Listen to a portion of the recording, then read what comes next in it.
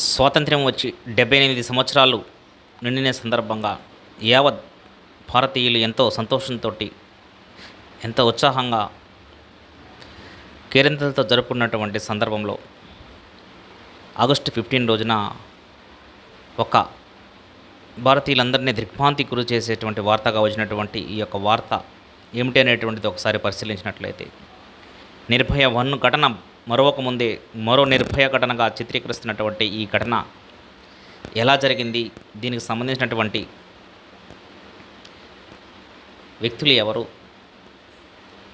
దీనికి కారణం ఎవరు, దీన్ని ఎవరు ఎస్కేప్ చేయడానికి ఈ యొక్క కేసు నుంచి అనేటువంటిది ఒకసారి పరిశీలించినట్లయితే, ఆర్జీకేర్ హాస్పిటల్ అనేటువంటి ఒక హాస్పిటల్ కోల్కతాలో జరిగినటువంటి ఈ యొక్క విషయంలో జూనియర్ డాక్టర్గా, ట్రైనీ డాక్టర్గా పనిచేస్తున్నటువంటి ఒక ట్రైనీ డాక్టర్ యొక్క విషయంలో ఈ యొక్క సంఘటన జరిగింది. ఈ విషయాన్ని ఒకసారి పరిశీలించినట్లయితే, ట్రైనీ డాక్టర్గా పనిచేసినటువంటి ఆ డాక్టర్కి రెగ్యులర్గా ఒక 8 అవర్స్ 10 అవర్స్ ఉండేటువంటి ఒక డ్యూటీని వరుసగా దాదాపు 76 గంటలు డ్యూటీ వేసి ఆమెని టైర్డ్ అయ్యే విధంగా చేసి తర్వాత ఈ ఘటనకు పాల్పడినటువంటి విషయంలో ఒకసారి మనం పరిశీలించినట్లయితే, కావాలని ఆమెని ఈ యొక్క సంఘటనలోకి ఇన్వాల్వ్ చేసి ఈ యొక్క ఘటనకు పాల్పడినట్లు మన యొక్క పూర్తి వివరాలు పరిశీలించినట్లు తర్వాత మనకి తేటతెల్లమవుతుంది.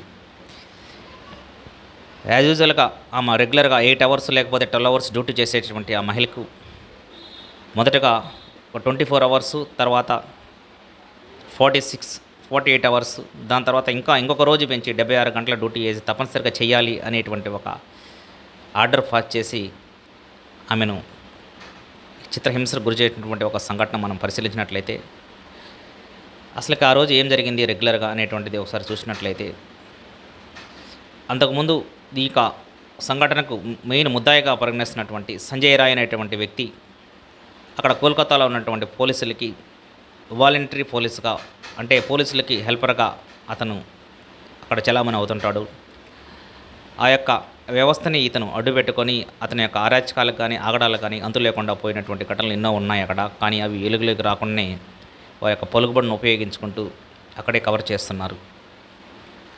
ఆయన ఆ రోజు ఈమె డ్యూటీ చేస్తున్నటువంటి విషయాన్ని గమనించి కావాలనే ఆమెకి డ్యూటీ పెంచి ఆమెని నైట్ అక్కడ స్టే అయ్యే విధంగా చూసి ఈ యొక్క ఘటనకు పాల్పడటం జరిగింది. ఈ ఘటనలో ఉన్నటువంటి వారిలో చాలామంది వ్యక్తులు ఉన్నారనేటువంటి సంఘటన మనకి పర్ఫెక్ట్గా తెలిసిపోతుంది. అంటే ఈ విషయం ఒకసారి పరిశీలించినట్లయితే, మెయిన్గా ఆమె యొక్క డ్యూటీని ముగించుకొని కొంత సమయం ఉండేసరికి ఇంక ఇంటికి పోవడానికి కూడా అవకాశం లేదు అనేటువంటి సందర్భంలో వాళ్ళ యొక్క మదర్కి ఈ విధంగా ఫుల్గా టైర్డ్ అయిపోయాను, ఈ నైట్ ఇక్కడే స్టే అవుతున్నాను అని అక్కడ స్టే అవ్వడం జరిగింది. ఆ హాస్పిటల్లో పరిశీలించినట్లయితే కనీసం అక్కడ రెస్ట్ రూమ్ కూడా లేనటువంటి సందర్భం. కాబట్టి అక్కడ సెమినార్ హాల్లోనే ఆమె రెస్ట్ తీసుకోవటానికి ఉన్నది అక్కడ ఆ రోజు నైట్. ఆ సందర్భంలోనే సంజయ్ రాయ్ అనేటువంటి ఒక వ్యక్తి ఈమెను గమనించి, ఈమె డ్యూటీలో ఉన్నది అనేటువంటి మళ్ళా గమనించి ఆమె సెమినార్ హాల్లో రెస్ట్ తీసుకున్నటువంటి సందర్భంలో ఒకసారి చూసి మళ్ళీ వచ్చి దాదాపు నైటు 2:30 ఆ ప్రాంతంలో ఆమె పైన దాడికి పాల్పడి, ఈ దాడికి చేస్తున్నటువంటి సందర్భంలో ఆమె ఎంతో ప్రతిఘటించిన దాడి దాదాపు ఒక 2.5 అవర్స్ 3 అవర్స్లో దాడి చేయడానికి ప్రయత్నిస్తున్నటువంటి సందర్భంలో ఆమె శాయశక్తిలా ప్రయత్నించడం జరిగింది. ఆ సందర్భంలోనే ఆమె స్పెట్స్ పెట్టుకొని ఉంది. ఆ సమయంలో ఆ స్పెట్స్ను కూడా అతడు యొక్క చేతులతోటి కరెక్ట్గా అక్కడ స్పెట్స్ మీద కొట్టడం వలన ఆ స్పెట్స్ పగిలిపోయి ఆ అద్దాలు మొత్తము ఆ కళ్ళల్లో కూర్చుకొని ఆమె రక్తం, అంటే కళ్ళ నుంచి కూడా బ్లీడింగు అయ్యేటువంటి అవకాశం ఉన్నది. కాబట్టి అలాగా కళ్ళకు కూడా డ్యామేజ్ జరిగింది. తర్వాత ఆమె యొక్క శరీర భాగాలలో స్వతహాగా బాక్సర్ అయినటువంటి అతను వాడు ఇష్టం వచ్చినట్టు ఆమెను చిత్రహింసలు చేసి, ఇంకా ఉన్నటువంటి ఆ సమయంలో అతను చేసినటువంటి ఏదైతే సంఘటన ఉందో అది ఎవరు మనము మాటలకు కూడా అందినటువంటి విషయంగా మనకు తెలుస్తుంది. ఆ విధంగా దాదాపు 2:30 గంటలు 3 గంటలు వాడు చేసినటువంటి ఈ యొక్క అరాచకానికి అమాయకురాలు బలి కావటం జరిగింది. తర్వాత అయిపోయిన తర్వాత అంటే ఆ సంఘటన అయిపోయిన తర్వాత ఒక్కసారిగా సంఘటన పరిశీలించడానికి వచ్చినటువంటి హెడ్ ఆఫ్ ది డిపార్ట్మెంట్స్ కానీ అక్కడ ఉన్నటువంటి సూపరింటెండెంట్ కానీ ఈ యొక్క సంఘటనని నుంచి ఆ యొక్క వ్యక్తుల్ని ఎవరైతే పాల్పడ్డాలో వాళ్ళని కవర్ చేయడానికి వాళ్ళ యొక్క హాస్పిటల్లో ఈ విషయాన్ని కవర్ చేయడానికి ఎంతో ఛాయశక్తిలా ప్రయత్నించారు. ఆ సందర్భంలో ఆమెను ఈ సంఘటన అయిపోయిన తర్వాత ఆమెను ఒక రూమ్లో ఉంచి వాళ్ళ యొక్క పేరెంట్స్కి కాల్ చేసి మీ పాప ఆత్మహత్య చేసుకుంది అని చిత్రీకరించడానికి ప్రయత్నించి వాళ్ళ యొక్క పేరెంట్స్కి కాల్ చేయడం జరిగింది. తర్వాత వాళ్ళ యొక్క పేరెంట్స్ వచ్చిన తర్వాత వాళ్ళ యొక్క పేరెంట్స్ని కనీసం ఆమె దగ్గరికి వెళ్లకుండా చేసి ఎలాగైనా సరే ఈ కేసుని కనుమరుగు చేయాలనేటువంటి ఉద్దేశంతో అక్కడ ఉన్నటువంటి హాస్పిటల్ సూపరింటెండెంట్ కానీ ఎవరైతే అక్కడ అరాచకానికి సహకరించారో వాళ్ళు కానీ చేయటం జరిగింది. దీనికి సంబంధించినటువంటి వాళ్ళ యొక్క తల్లిదండ్రులు అక్కడ ఉన్నటువంటి పోలీసులను కానీ అక్కడ ఉన్నటువంటి సహాయ సిబ్బందిని కానీ ఎంతమంది ప్రయత్నించినా సరే ఎవరు అవకాశం ఇవ్వలేదు, వాళ్ళని బయటనే ఉంచడం జరిగింది. కానీ చివరికి ఆమె యొక్క రిక్వెస్ట్ మేరకు ఒక సిబ్బంది వాళ్ళ నాన్నగారికి అవకాశం ఇస్తే డైరెక్ట్గా వెళ్ళి కొన్ని స్నాప్స్ తీసుకొని బయటికి రావడం జరిగింది. ఈ స్నాప్స్ని పరిశీలించిన తర్వాత తప్పనిసరిగా ఇది గ్యాంగ్ రేప్కి సంబంధించినటువంటిది అనేటువంటిది నిశ్చయించుకున్న తర్వాత యొక్క బంధువులు కానీ అక్కడ ఉన్నటువంటి పోలీస్ సిబ్బందిని కానీ అందరినీ పిలుచుకొచ్చి మీడియాని అందరినీ తీసుకువచ్చేసరికి ఒకసారిగా అక్కడ హాస్పిటల్ వాళ్ళందరూ అలర్ట్ కావడం జరిగింది. ఈ యొక్క విషయంలో ఒకసారి చూసినట్లయితే వెంటనే అక్కడ ఉన్నటువంటి దీనికి ఏం జరిగింది, ఎలా జరిగింది అనేటువంటిది పోలీసులు ఒకసారి అసలు ముద్ద అయినటువంటి సంజయ్ రాయ్ని ఎలా పట్టుకున్నారనేటువంటిది ఒకసారి చూసినట్లయితే అతను యొక్క బ్యాక్గ్రౌండ్ చూసినట్లయితే అతని యొక్క దాదాపు 4 మ్యారేజెస్ చేసుకొని వీడి యొక్క టార్చర్ భరించలేక వాళ్ళు వెళ్ళిపోవడం జరిగింది. ఇంకొకరు స్వతహాగా తప్పుకోవడం జరిగింది. ఈ విధంగా అక్కడ ఉన్నటువంటి బానిసయ్యి గంజాయికి ఈ మత్తుకు అన్నిటికీ బానిసయ్యి ఈ యొక్క అరాచకాలకు పాల్పడటం జరుగుతుంది.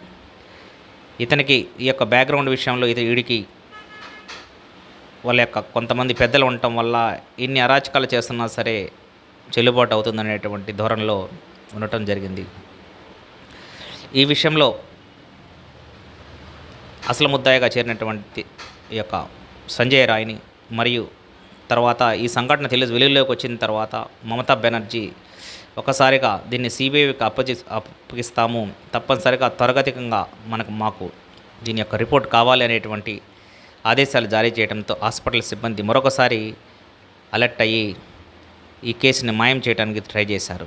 కానీ అక్కడ ఉన్నటువంటి హాస్పిటల్స్ యొక్క ఆల్ హాస్పిటల్స్ యొక్క హెడ్ డాక్టర్ అయినటువంటి ఒక అతన్ని పరిశీలించి అసలు ఏం జరిగింది కనుక్కోవడానికి ట్రై చేసినట్లయితే వెంటనే పోస్ట్ మార్టం చేసి చూసినట్లయితే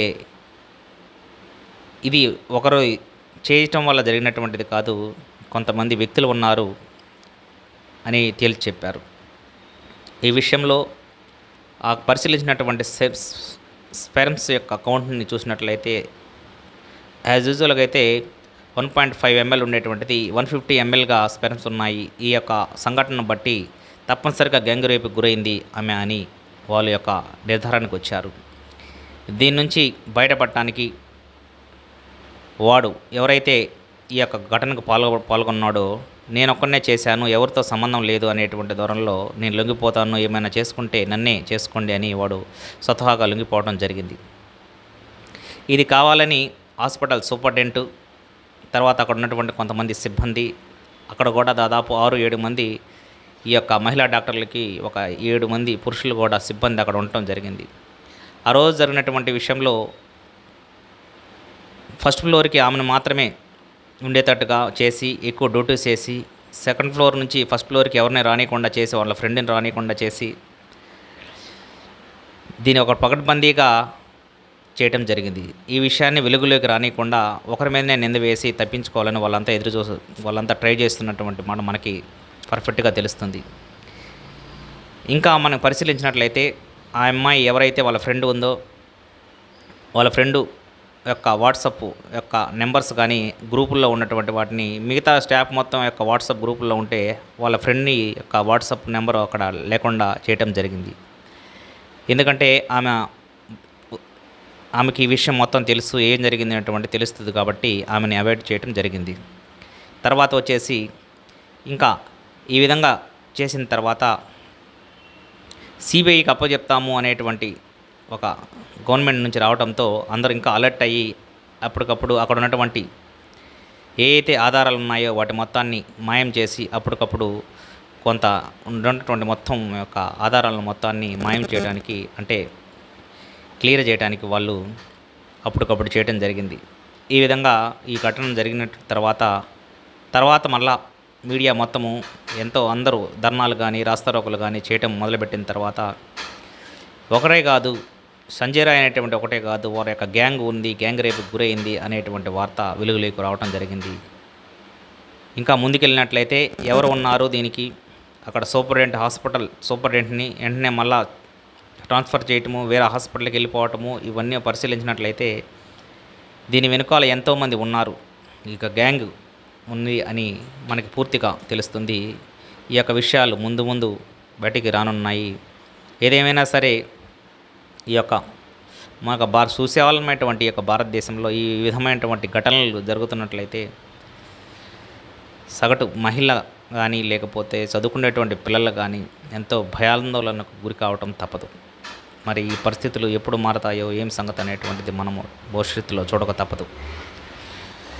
ఏదేమైనా సరే ఇంత అరాచకానికి పాల్పడినటువంటి వ్యక్తులను ఒకరనే కాదు, ఎవరైతే అక్కడ కావాలని ఒక ప్లాన్ ప్రకారం చేసినటువంటి ఈ యొక్క ఎవరైతే ఇన్వాల్వ్ అయి ఉన్నారో వాళ్ళందరికీ శిక్ష పడాలని తప్పనిసరిగా యావత్ ప్రపంచం యావత్ భారతదేశం కోరుకుంటుంది. త్వరగతికంగా ఆమెకు న్యాయం జరగాలి అని కోరుకుంటున్నాము.